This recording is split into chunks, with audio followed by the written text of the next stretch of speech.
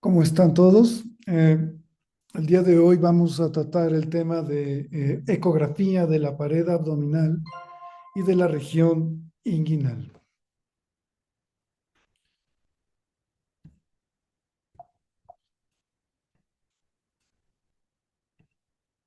Y pues bueno, solamente como a manera de recordatorio, pues que la imagenología para nosotros es igual a medicina y que pues esa imagenología debe estar basada en todas las bondades que tiene la ecografía, como es la ausencia de radiación y también cuando se hacen los estudios de manera integral y el ultrasonido puede llevar al siguiente paso del estudio del paciente, como en este caso donde se detecta una estenosis de la arteria hepática y se lleva finalmente a una tomografía y al final del día al área de hemodinamia para que se corrija esto. Por otro lado, el ultrasonido tiene otras grandes bondades como la utilidad de los ecorealzadores o del contraste ecográfico, que además tiene la virtud de no dañar ningún órgano debido a que pues no se tiene que metabolizar, sino son microburbujas que se exhalan a través del pulmón. El ultrasonido, pues ella siempre es una herramienta que debemos de estar utilizando en el día a día para poder emitir los diagnósticos y aprovechar todas las ventajas que la ecografía nos da. Por supuesto, hoy día la elastografía eh, es ya también un método que debemos usar día con día. A veces a algunos no les gusta pensar en que o les gusta pensar que la elastografía no funciona muy bien porque no diagnostica pues, nada en realidad, pero no es la función real de la elastografía, sino es una herramienta que hace que tu diagnóstico sea mucho más preciso y seguro sobre todo.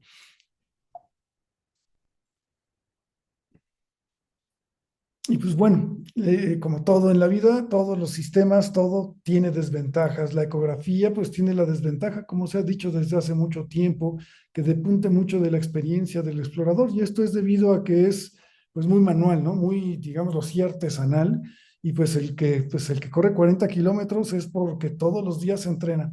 Lo mismo sucede con el ultrasonido, necesita adquirir las habilidades con el tiempo. Se dice también que la curva de aprendizaje es lenta y sobre todo para las exploraciones de los músculos es más difícil.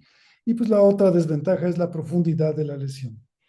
Los transductores con los que debemos utilizar en la pared abdominal pues son principalmente aquellos que tengan más de 10 megahertz. Sin embargo, esto no excluye que en casos específicos podamos utilizar incluso transductores de hasta 3.5 megahertz. Entonces, lo ideal es que tengamos una muy buena resolución con transductores de alta frecuencia, pero debemos también acoplarnos a cada uno de los criterios y de cada uno de los pacientes. Por ejemplo, aquí tenemos un caso, ¿no? En el transductor, donde vemos en la imagen de la derecha una imagen de aspecto ovoideo y que no tiene tanta resolución porque lo tenemos con un transductor convexo de menor frecuencia en relación a la imagen que está a su izquierda, donde la resolución es muy buena. Sin embargo, la ventaja que tiene en este caso de hacer los dos métodos es que nos da la profundidad y si tienes una colección, entonces tienes que estar seguro que no esté más allá o que no se extienda más allá de un transductor que te da pocos centímetros de profundidad y perder algo de resolución a cambio de tener profundidad y seguridad en nuestros diagnósticos. En cuanto a la técnica de exploración, pues siempre el plano muscular debe de estar hecho en un plano sagital, transversal con contracción muscular, relajación, valsalva y también, si es necesario, en bipedestación, sobre todo para diagnosticar las hernias. Y pues vaya, aquí tenemos, por ejemplo, con contracción muscular, en donde hay una hernia muscular y pues esta protruye cuando hay contracción. Entonces, y esa es otra de las ventajas de la ecografía, que es un método completamente dinámico. Debemos de considerar el artefacto o los artefactos de anisotropía en los planos musculares y no confundirlos con algunas lesiones. La anisotropía se da pues porque en los objetos curvos parte del haz del sonido se desvía o se refleja fuera del transductor, entonces estos ecos no regresan y por lo tanto se ve esta zona hipoecoica como se ve en el corte del lado izquierdo, y si hacemos el punta tacón, se quita esa y no es una eh, patología. Debemos de considerar también la condición, no es ningún artefacto, es una condición de anisotropía en los músculos y los tendones, sobre todo cuando utilizamos elastografía.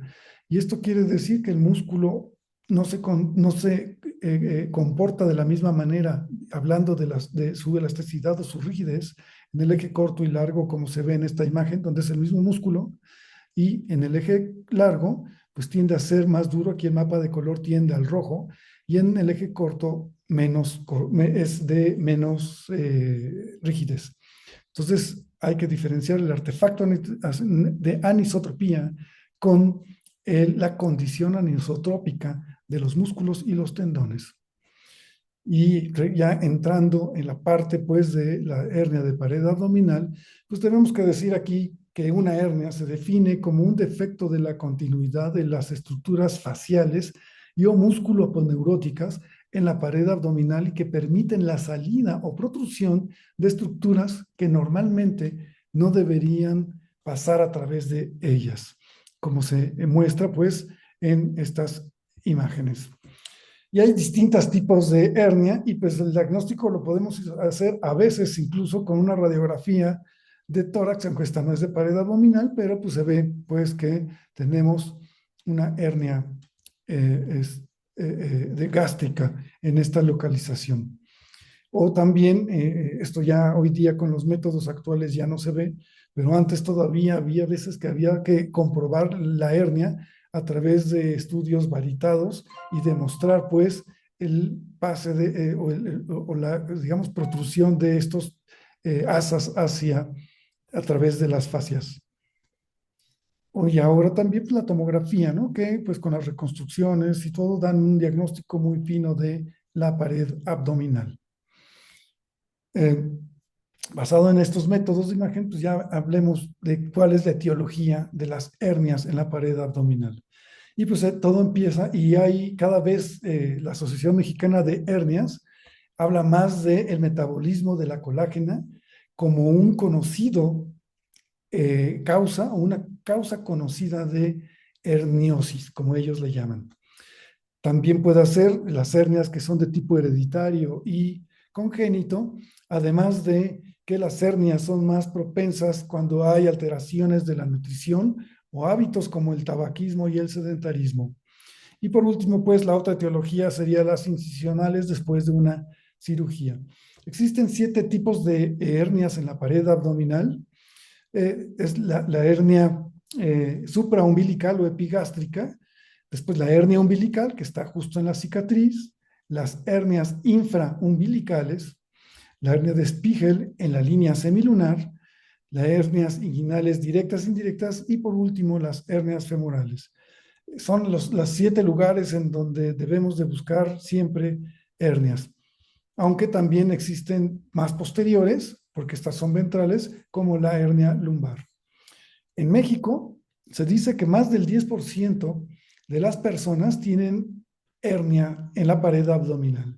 De estas, más de la mitad, 58%, corresponden a las inguinales, seguidas de las umbilicales con un 24%, y después en tercer lugar las incisionales. Y el resto ya se va al 7%, que son mucho más raras. Y esta, digamos, bibliografía mexicana, pues tiene algunas diferencias con bibliografías internacionales, aunque no deja de cambiar que las hernias inguinales son las más comunes, seguidas de las umbilicales y de las postincisionales, aunque los porcentajes cambian. Finalmente, son las primeras 3 causas de hernias: inguinales, umbilical y postincisional. Y ya pues después las femorales, lumbares y las de Spiegel, que son mucho más raras. La hernia inguinal es 3 veces más frecuente en hombres que en mujeres. Y la umbilical e incisional es 2 veces más frecuente en mujeres que en hombres. Y la femoral, además, es 3 veces más frecuente en mujeres que hombres. Y el 40 o la mitad de los diagnósticos de hernias se presentan entre los 30 y 59, 60 años de edad. Las hernias inguinales pues, son las indirectas en 79%, que son las más frecuentes, las directas 18%, y también en este rubro vamos a tomar a la femoral como parte de las inguinales, que solo representa el 3%. Sin embargo, digamos, hay veces que hay que buscar la hernia femoral cuando no encontramos la inguinal. Y pues la hernia incisional, que pues es la salida del peritoneo o del tejido o del tejido cicatrizal acompañado o no de vísceras abdominales por una zona de debilidad quirúrgica o traumáticamente distinta a los orificios naturales donde emergen las hernias ventrales primarias. Es decir, siempre que hay un evento quirúrgico, pues existe la posibilidad. Incluso ahora, aunque las heridas no sean muy grandes, como los trócares que introducen los cirujanos para la cirugía laparoscópica, también allí es frecuente que el paciente tenga dolor y encontremos hernias incisionales en dicha localización. Cuando hagamos la exploración de la pared abdominal o de las regiones inguinales, debemos de iniciar también siempre viendo el tejido subcutáneo, el plano muscular, siempre con las características que estos tienen de manera normal. Y después también tratar de, con la ecografía, ejemplificar o replicar la anatomía normal como la hemos visto en los esquemas, ¿no? Y aquí se ve muy bien un esquema donde se ven los dos músculos rectos, los oblicuos superficial, el profundo y el recto del abdomen, y que si lo traspolamos a este barrido extendido de ecografía, pues vemos que se ve exactamente igual, ¿no? Los dos músculos rectos, la línea alba, y después los músculos oblicuos y el transverso del abdomen. Entonces tenemos que replicar, y esto es muy importante porque le da certeza a tus imágenes. La gente los entiende mejor y pues se vuelve el diagnóstico mejor. También, por ejemplo, en el eje largo, aquí es bien importante que las inserciones aponeuróticas del músculo recto del abdomen no debemos de confundirlas con lesiones. Es normal que el músculo recto tenga las inserciones aponeuróticas. Otra de las cuestiones que tenemos que hacer siempre, que aunque nos pidan un solo dado, siempre debemos de explorar el lado contralateral y también se están indicando pues cuando hay dolor inguinal sin masa palpable. A veces son muy pequeñitas y las podemos ver a través del ultrasonido. Esta también permite la exploración en bipedestación con Valsalva y en decúbito. Y pues el estudio es muy dinámico. ¿Y cómo empezamos el rastreo de la pared abdominal? Con la intención, pues, primero de buscar hernias. Y pues en la línea media, en la zona epigástrica, hacemos primero un barrido en el eje transversal, buscando si hay algún defecto de la pared. Y esto siempre de manera dinámica, pidiéndole al paciente que haga maniobras de Valsalva. Y pues aquí lo que vamos a encontrar o evidenciar habitualmente, pues primero la diástasis, que tiene su clasificación, cuántos centímetros son, hay varios criterios, depende de lo que leas, pero sí hay criterios bien establecidos de cuándo hay que corregirlo quirúrgicamente y cuándo no. Y pues tenemos también las hernias incisionales, como se ve aquí, que es que precisamente es una debilidad después de una cirugía, en donde se ve el músculo recto del lado derecho, el músculo recto del lado izquierdo, y después esta protrusión de 7 centímetros del contenido intraabdominal en la región epigástrica. Después de ver la región epigástrica, pues vamos a explorar la línea semilunar en búsqueda de hernias de Spiegel. Aquí se ve muy bien cómo está el músculo recto del abdomen, la fascia, los oblicuos externo e interno y el transverso del abdomen. Siempre buscando un defecto de llenado y obviamente si buscas de Spiegel, procurar que sea en la parte más inferior, porque incluso a veces pueden confundir como si fueran hernias inguinales altas. Y aquí pues tenemos pues la hernia de Spiegel que protruye a través de la fascia que une al músculo recto con los oblicuos y el transverso del abdomen. Y aquí tenemos un ejemplo de una hernia de Spiegel, donde se ve el defecto, la protrusión del tejido adiposo intraabdominal y que además este es en reposo y con Valsalva pues protruye aún más. Es importante poner el Doppler color para ver si la hernia solo pudiera estar encarcelada o no, o si ya tiene sufrimiento por una estrangulación. Y pues aquí tenemos el defecto de la pared que les había mostrado con un barrido extendido donde se extiende con Valsalva mucho más que con las maniobras en reposo. Después vamos a la región umbilical.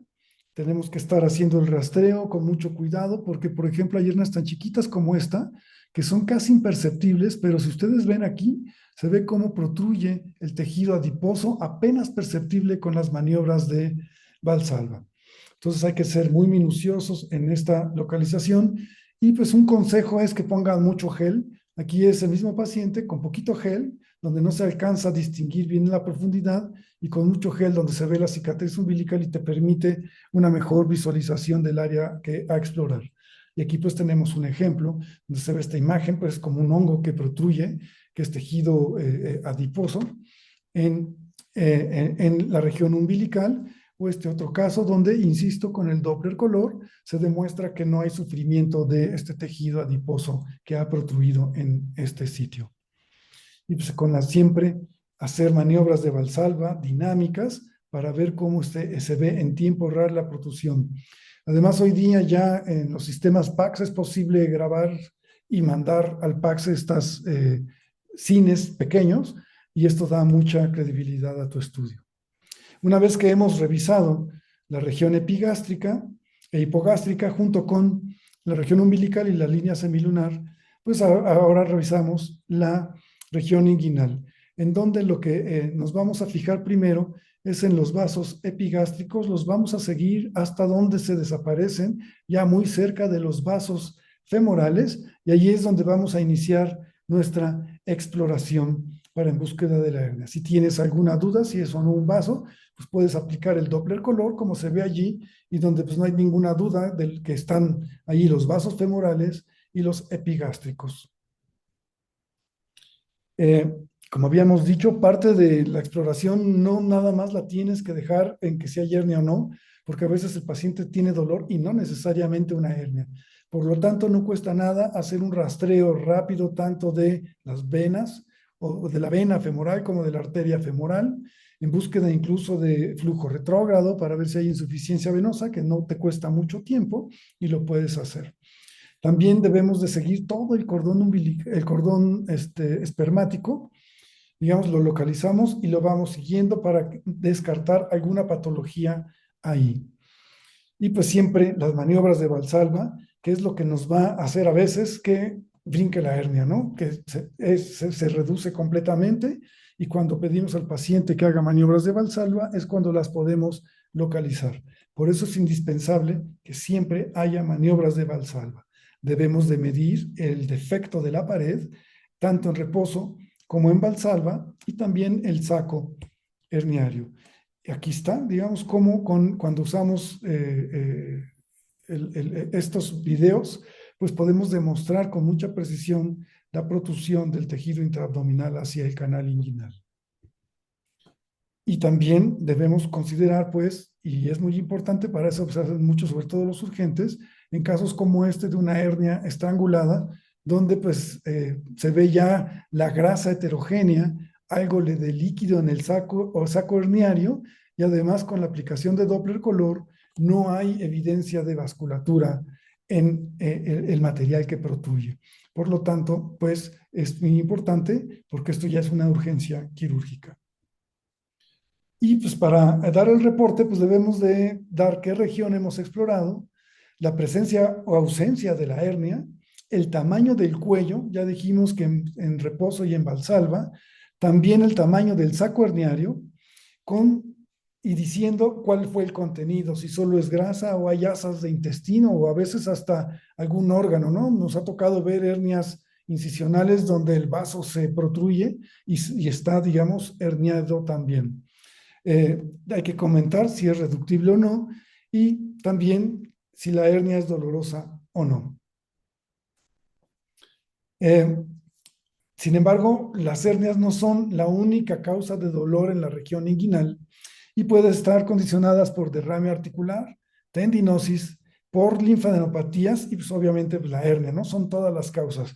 Y a veces, aunque no lo crean, el paciente llega con a revisarse por un dolor en la región inguinal y pues allí es donde, ya que estás allí en la ecografía, si no encuentras nada, pues preguntarle al paciente dónde le duele y tú explorar más allá, como fue este caso, en donde pues lo que el paciente tenía en realidad era una diverticulitis, que gracias a esta ecografía se habló con el tratante, se le hizo una tomografía y se confirmó el diagnóstico de diverticulitis en un paciente que tenía dolor inguinal. Ahora, también puede ser por necrosis grasa, como en este caso, donde se ve esta zona heterogénea del tejido adiposo y que en la tomografía se demuestra que es una necrosis grasa, pues por lo tanto se sabe la causa del dolor, se descarta hernia y pues este caso pues ya sabemos que es no quirúrgico. O incluso también a veces que ahora como los pacientes toman fármacos y puede haber cuadros clínicos que no son los clásicos, también pueden causar dolor inguinal y llegan los pacientes al final del día y pues buscar ir más allá de la región inguinal y buscar otras entidades patológicas como en este caso una apendicitis. Y algo que es muy frecuente, que el paciente tiene dolor, no encuentra hernia y cuando buscas en el escroto, no es nada difícil que lo que encuentres es que haya un varicocele. Incluso a veces yo creo que ver el escroto podría ser hasta parte de la rutina del rastreo de las regiones inguinales cuando no encuentras una hernia. Existen algunas otras masas palpables que no son hernias, como los hematomas, en este caso, que es una imagen ovoidea heterogénea que representó un hematoma y que se ve el canal inguinal completo y al final el testículo con algo de hidrocele. En este otro caso también, pues la masa palpable correspondió a un gran hidrocele que tenía detritus en su interior y que pues no fue una hernia, sino un gran hidrocele que se extendía muy alto. Y algunas causas de dolor en la región inguinal, cuando no encuentras en las bolsas escrotales, pues bueno, puede subir a la cavidad abdominal, sobre todo en los pacientes pediátricos con testículos, digamos, localizados en situación intraabdominal. Y una vez que se hace el diagnóstico, pues lo que sigue es que haya una cirugía y habitualmente colocan mallas y también la ecografía es muy importante en la exploración después de la pared abdominal y de las regiones inguinales porque podemos demostrar, uno, si hay o no recidiva de la hernia o alguna complicación, como en este caso, donde pues se ve líquido con ecos puntiformes que representan detritus en un paciente que tuvo una infección después de la hernioplastia y pues la malla pues se complicó el paciente, ¿no? Y pues vaya, no todo lo que es la pared abdominal es basada en búsqueda de hernias, aunque es casi, vaya, lo que más frecuente, pero también debemos de identificar lesiones de los músculos, pues, por ejemplo, aquí que hay un desgarro y podemos hasta incluso seguirlos hacia el tiempo y que fue de aquí un lapso de más o menos 10 días, donde ya se estaba haciendo una miositis osificante.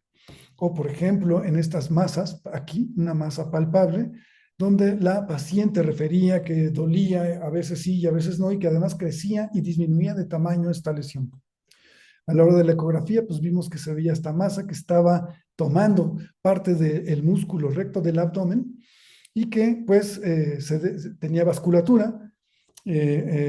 Nosotros pues le comentamos al cirujano que y considerando que tenía antecedentes de cesáreas, pues que podría, porque además era cada mes el dolor, se le hizo la tomografía donde se confirma la masa, se operó al paciente y el patólogo reportó una endometriosis, ¿no? Entonces es parte de las patologías que puedes encontrar en la pared abdominal. Otras cosas también, pues cuando hay traumatismos, pues buscar cuerpos extraños en la pared abdominal y además ver que no estén afectando pues el peritoneo. como en este caso de un vidrio, o en este otro también donde se ve un ganglio linfático en la región inguinal que, que produce pues, una sombra sucia y dispersión del sonido. Una paciente que, se inyectó sustancias estéticas y que pues finalmente estas se absorbieron y se quedaron en los ganglios linfáticos que la paciente, ella refería dolor en dicha localización. Se descartó la hernia y se confirmó pues que esto era un ganglio infiltrado pues por coadyuvantes. También no debemos olvidar que los lipomas son otra causa de lesiones en general en el organismo, pero también en la pared abdominal, y distinguir que hay subcutáneos, que son los más frecuentes, intermusculares entre los músculos y los musculares como tal. Aquí también debemos de ver en las lesiones el uso de la elastografía. En las lesiones de pared abdominal a veces son sólidas, a veces pueden ser líquidas, y cuando hay dudas, por ejemplo aquí, aunque se ve reforzamiento acústico, pues hay unas zonas ecogénicas en el centro que pues no hubo vasculatura, pero para confirmar o no su origen líquido usamos elastografía de ondas de corte, y en la elastografía de ondas de corte el líquido no produce señal, y pues entonces hay un agujero aquí del mapa de color y nos confirma que lo que estamos viendo es de contenido líquido. Hay que recordar que esto es shear wave, pero que la elastografía compresiva lo que produce cuando hay líquido es un patrón trilaminar. Y pues está muy bien este ejemplo, en el anterior donde pues vemos que no hay vasculatura, y en este otro donde pues hacemos el Doppler color y pues demostramos que la lesión es completamente sólida y que es un hemangioma. A diferencia de la lesión que vemos en la fotografía superior, que es ecográficamente muy similar, pero aquí la vasculatura es periférica, condicionada por el proceso inflamatorio de este absceso subcutáneo. Y pues también tenemos algunos tumores malignos. De aquí, digamos, si vemos esto, pues podría ser una celulitis de primera instancia, pero cuando ponemos el color, eh, el, el el patrón es de que un incremento significativo, y finalmente este fue un tumor, un fibroma histiocítico. Muchas gracias.